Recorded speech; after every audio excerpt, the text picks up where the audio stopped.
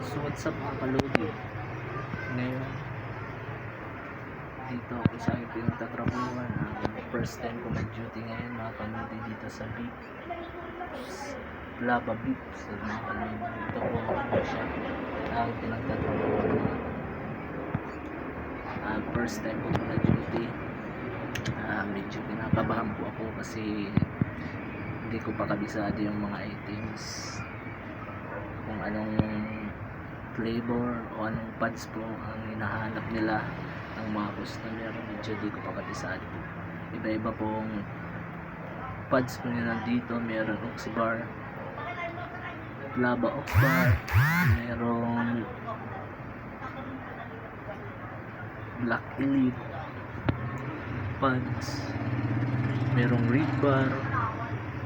Marami pong pagpipilian beef dito mga kalodi, kaya mahirap po magano yan po mga kalodi. Ibang beef dito,